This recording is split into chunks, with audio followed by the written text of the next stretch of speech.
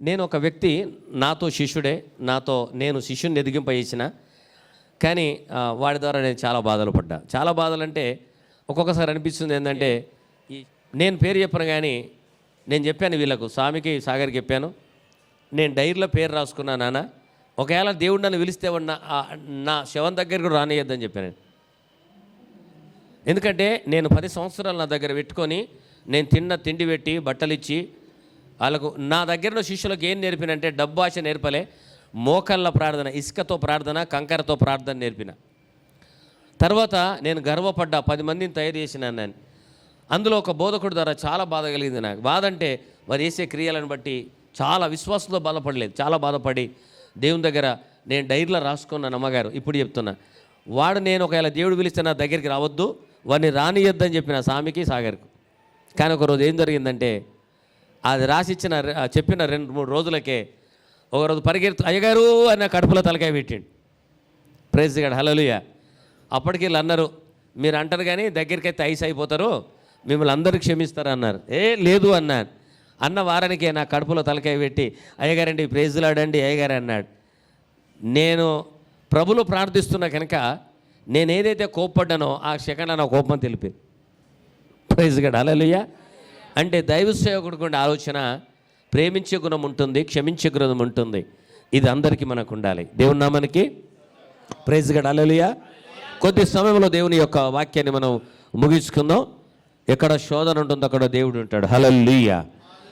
ఈరోజు మనము ప్రభువును స్తుతించడం ఎలా, దేవుణ్ణి ఆరాధించడం ఎలా. చాలామందికి ప్రార్థన తెలియదు, దేవుణ్ణి ఆరాధించడం తెలియదు. దేవుణ్ణి ఏ విధంగా ఆరాధిస్తే దేవుణ్ణి దగ్గరికి వస్తాడు, ఏ విధంగా ప్రార్థిస్తే నీ ప్రార్థన దేవుడు వింటాడు. అమ్మ 2 విషయాలు జాగ్రత్త వినాలా. ఇది మీరు నేర్చుకోకపోతే మీ లైఫ్ ఇంతే ఉంటుంది. ఏ విధంగా ఆరాధిస్తే దేవుణ్ణి దగ్గరికి వస్తాడు, ఏ విధంగా ప్రార్థిస్తే నీ ప్రార్థన దేవుడు వింటాడు. Praise God. ఇది అవసరమా కాదా?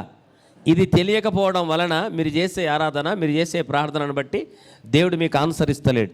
మరి ఎందుకు నాకు దేవుడు ఆన్సర్ ఇస్తున్నాడు, ఎందుకు దేవుడు నాతో మాట్లాడుతున్నాడు, ఈ విషయాలు మీరు జ్ఞాపకం చేసుకోవాలని నేను ప్రభునామమున చేస్తున్నా. చిన్నపిల్లలు కంట్రోల్ చేసుకోండి దయచేసి. కీర్తన గ్రంథం 33వ అధ్యాయం, నేను త్వరగానే ముగిస్తాను. కీర్తన గ్రంథం 33వ అధ్యాయం 1-2 వచనాన్ని మనము చదువుదాం. మనమందరం ఎవరండి?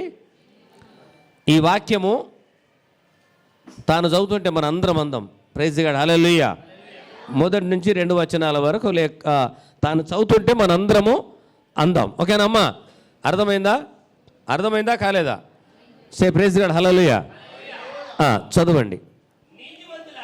నీతిమంతులారా యెహోవాను బట్టి ఆనందగానము చేయుడి, స్తుతి చేయుట యథార్థవంతులకు శోభస్కరము.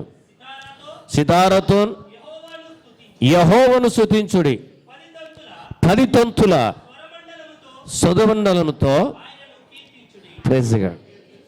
ప్రభును దేవుణ్ణి ఎలా ఆరాధించాలన్నట? ఇప్పుడు వీళ్ళు ఆరాధిస్తున్నారు, ఆరాధన కాదు అది, ఆగమాగం. అదేంటి? ఆగమాగం. మనం చేసేది ఆరాధన. ఆరాధనకు ఆగంకు తేడా ఉంది. మొదటి అక్షరం ఆనే, అందులోనే ఉంది. Praise God, hallelujah. You don't know, తెలియదు. మనం సృష్టికర్తను ఆరాధిస్తున్నాం. ప్రైజ్ గాడ్, హల్లెలూయా. అయితే ఇక్కడ ఒక విషయాన్ని గమనించండి. ప్రభు చెప్తున్న విషయం ఏంటంటే, నీతిమంతులారా చెప్పండి. నేను నీతిమంతునని చెప్పండి. నేను నీతిమంతునని చెప్పండి. మీరు కూడా నీతిమంతులా, నీతిమంతురాలని అని చెప్పాలి. మనము మొదటిగా నీతిమంతుడుగా, నీతిమంతురాలన్న విషయాన్ని మర్చిపోవద్దు. మీకు అర్థమవుతుందా? నేను నీతిమంతుణ్ణి అని నీకు ఎంతవరకే నువ్వు ఆలోచించవో, నేను నీతిమంతురాలను అని ఎంతవరకు నువ్వు ఆలోచించవో, నీ ఆరాధన దేవుడు అంగీకరించాడు. మీకు అర్థమవుతుందా? ప్రభు మన పాపములు ఎప్పుడూ క్షమించాడు. నీతిమంతులు. ఇంకా మనం ఏం ప్రార్థన చేద్దాం? పాపని, పురుగును, పనికిరాకుంటే దేవుని దగ్గర అవసరమే లేదు. మనం పనికిచ్చే వాళ్ళం దేవునికి స్తోత్రం. డబ్బు లేకపోవచ్చు, ఆస్తి లేకపోవచ్చు, అందం లేకపోవచ్చు, బలం లేకపోవచ్చు, కానీ దేవునిలో మాత్రము.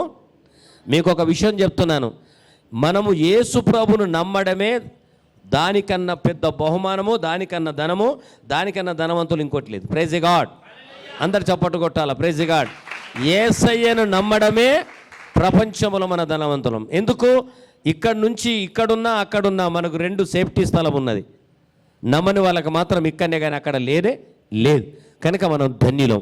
అందుకనే నీతిమంతులారా యెహోవాను బట్టి ఆనందగానం. ఎవరట దేవుని ఆరాధించాలా?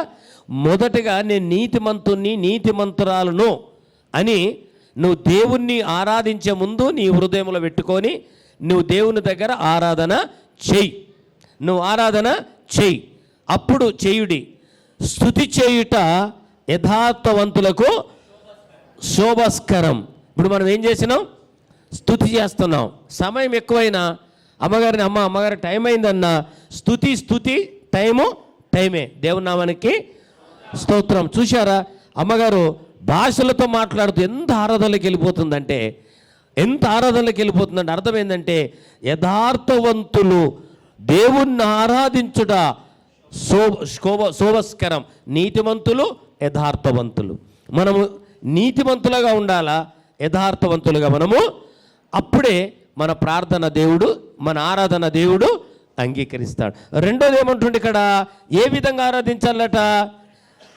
చదవండి. సితారతోను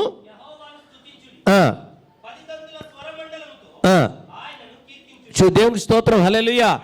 దేవుణ్ణి ఆరాధించినప్పుడు మన మందిరంలో ఉండవలసింది ఇంకొకటే కాదు, అన్నీ ఉన్నాయి మన దగ్గర. అవి మీరు నేర్చుకోవాలా. యవన బిడ్డలు నేర్చుకోవాలి. అన్నీ నేర్చుకుంటున్నారు. కానీ ఏం చేస్తున్నారు? దేవుడికి పనికొచ్చేటి నేర్చుకుంటలేరు. ఎప్పుడు మీ ఆలోచన వస్తుంది? ఒకటి సరిపోదు. గిటార్ ఉంది నేర్చుకోండి, క్యాష్ ఉంది నేర్చుకోండి, ప్యాడు నేర్చుకోండి. ఎవరు? మా మందిరంలో నేను దేవుని కొరకు వాయిస్తాని ఆడపిల్లలైనా మగపిల్లలైనా మీకు ఆలోచన రావాలి. నేను నా దేవుని మందిరములో ఇవి ప్రభు కోరుతున్నాడు, ఇవి నాకు అవసరం. కొన్ని మందిరాల్లో ఆరాధనలు ఉండవు, కొన్ని మందిరాల్లో సంగీతం ఉండదు. ఇదంతా కూడా దేవునికి ఇష్టమైంది కాదు. దేవునికి ఇష్టమైంది ఏంటంటే సంగీతంతోనూ నాట్యంతోనూ ప్రభును ఆరాధించమని బైబిల్ చెప్తుంది. Praise God. హల్లెలూయా. మరి ఈరోజు మనం ఏ విధంగా ఆరాధిస్తున్నాం? ఏ విధంగా మనం స్తుతిస్తున్నాం? చూడండి, దేవుణ్ణి ఆరాధించే ముందు నేను ఇంతవరకు చెప్పాను కదా, మన హృదయంలో చాలా కోపం ఉంటుంది, ఈ బాధ ఉంటుంది. ఈ బాధ ఎందుకంటే దీని ద్వారా మనకు ఆనంద రోజు వస్తుంది. హల్లెలూయా. నేను నిజంగా నా డైరీలో అమ్మగారికి చూస్తాను, నేను డైరీలో రాసిన ఏ వ్యక్తిని రానివ్వద్దని రాసిన. కానీ ఆ వ్యక్తి ఎప్పుడైతే నా దగ్గరికి వచ్చాడో నేను క్షమించేశాను. కనుక దేవునికి స్తోత్రం. క్షమించే హృదయమో మనకు చాలా అవసరం. హృదయంలో ఎప్పుడైతే మనం పెట్టుకుంటున్నామో అది మనలను ఎదగనివ్వదు. నెంబర్ 1. నెంబర్ 2, కనుక చర్చిలో ఏముండాలా? నీతిమంతులుగా ఉండాలా. మరి ఆనందంతో దేవుణ్ణి స్తుతి చేయుట యథార్థవంతులకు శోభాస్కరము. ఆనందం, సంతోషం, అది సంగీతంతో మరి దేవుణ్ణి ఆరాధించాలని బైబిల్ చెప్తుంది. అర్థమవుతుందా? Praise God. హల్లెలూయా.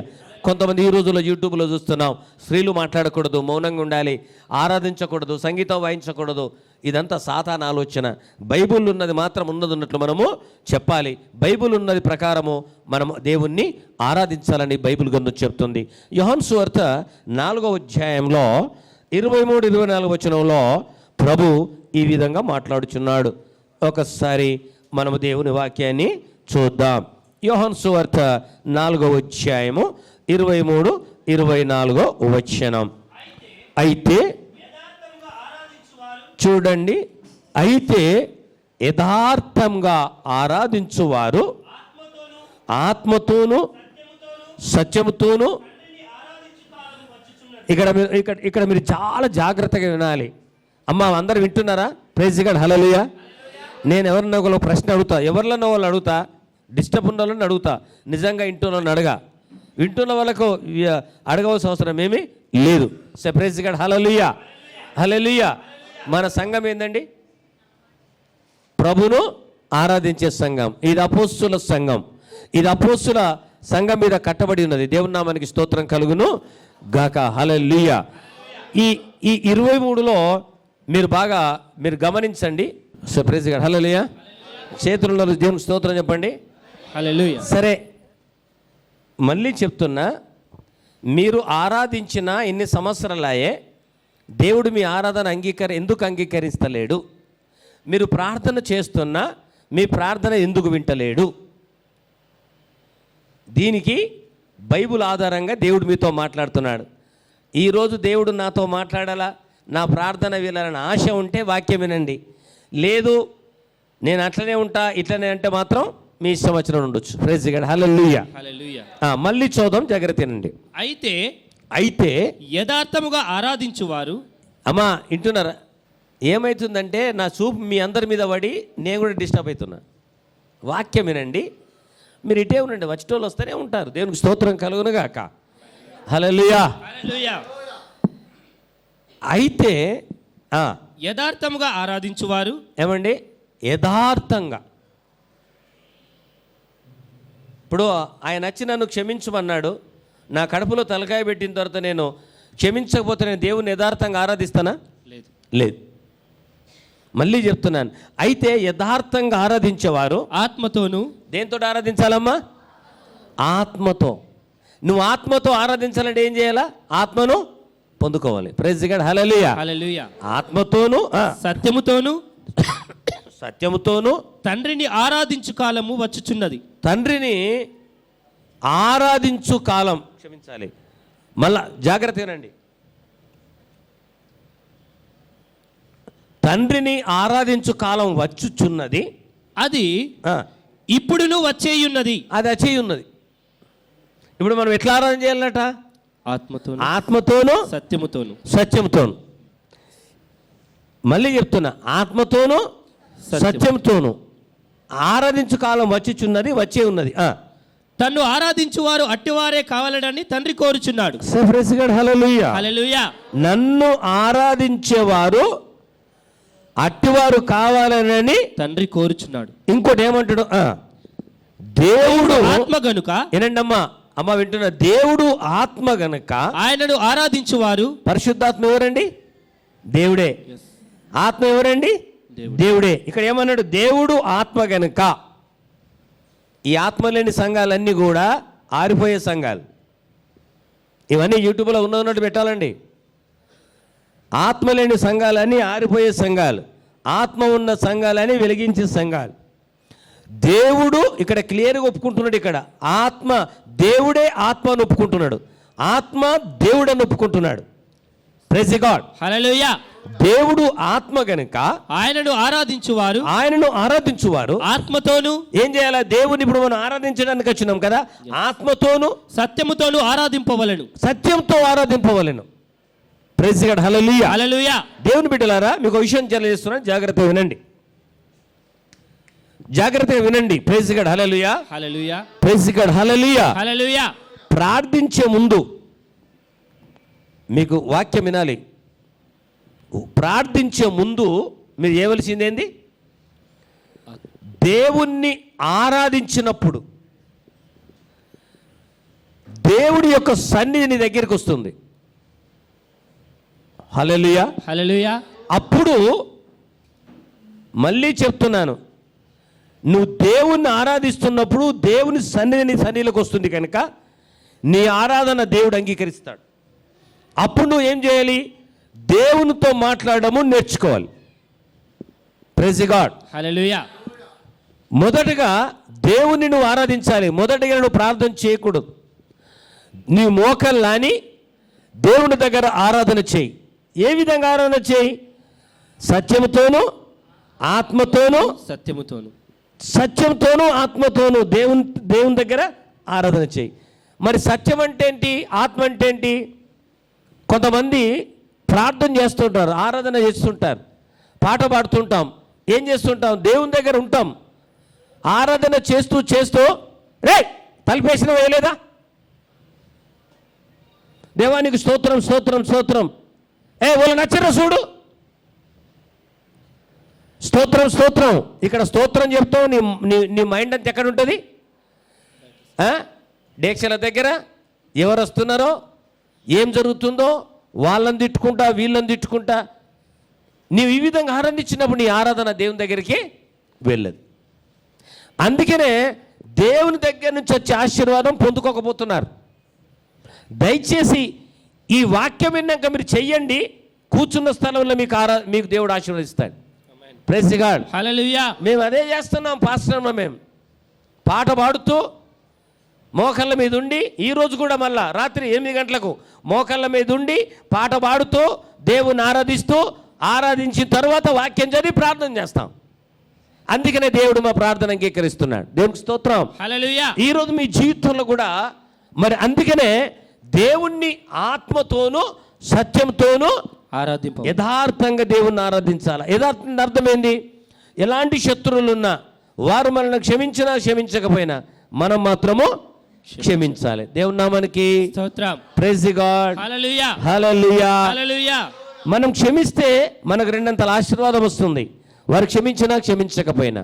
అప్పుడు మనము ఎప్పుడైతే మోకల్లాని దేవుణ్ణి పాట ద్వారా ఆరాధించి మనము దేవుని దగ్గర ప్రార్థిస్తామో, ఆ ఆరాధన ద్వారా ఆత్మతో సత్యంతో ఆరాధిస్తామో, దేవుని దగ్గరికి మన ప్రార్థన వెళ్ళిపోతుంది. నీకేమి కావాలో దేవుడు నీకు ఇస్తాడు. స్వస్థతన, ఆరోగ్యమా, కుమారుడు మారల్లా, భర్త మారల్లా, ఎవరు మారాలన్నా కొట్లాడ ద్వారా ఎవరు మారరు, భర్త మారడు, పిల్లలు మారరు. దాని ద్వారా పగలు, ద్వేషం, కలహములు వస్తాయి. కానీ దేవుని ప్రార్థన ద్వారా ఫరో హృదయమే కరిగిపోయింది. అర్థమవుతుందా? కఠినుడైన ఫరో హృదయమే దేవుడు కరిగించాడు. కనుక ఈరోజు నీ హృదయం, నా హృదయము ఎంత, ఈ విషయం గుర్తుపెట్టుకోండి. శత్రువును ప్రేమించండి, శత్రు కొరకు ప్రార్థించండి, కానీ దేవుణ్ణి ఆరాధించే విధం నేర్చుకోండి. ఈ లోకంలో చాలా రకముల మినిస్ట్రీస్ వచ్చినాయి. చప్పట్లు కొట్టని మినిస్ట్రీ, వాయిద్యాలు లేని మినిస్ట్రీస్ ఏమీ లేవు. కానీ నేను బైబుల్ ద్వారా మీకు తెలియజేస్తుంది ఏంటంటే, బైబుల్లో సితారను, సంగీతము, వాయిద్యాలతో, నాట్యంతో ప్రభును ఆరాధించమని చెప్తున్నాడు. దేవునికి స్తోత్రం. హల్లెలూయా. ఇది దేవునికి ఇష్టమైంది. నేను బైబిల్లో ఉన్న మాటనే చెప్తున్నా, వేరేదేం చెప్తలేను.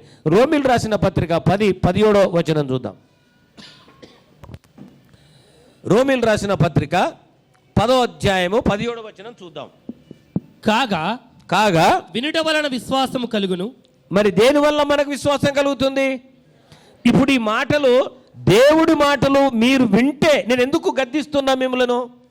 కూర్చోని ఎందుకంటున్నా, అడు చూడకని ఎందుకంటున్నా, వినుండండి ఎందుకంటున్నా? మీకు అర్థమవుతుంది? ఇప్పుడు మీకు అర్థమవుతుందా? కొద్దిగా మీకు బాధ కలుగుతుండొచ్చు. ఏంటి అయ్యగారు మీకన్నెక్క అమ్మగారు బాధపడతారు, మీకు తెలియలేదు. ఈ ఆరాధన అయినాక నన్ను అంటది, ఇంట్లోకి అయినాక ఏమంటది?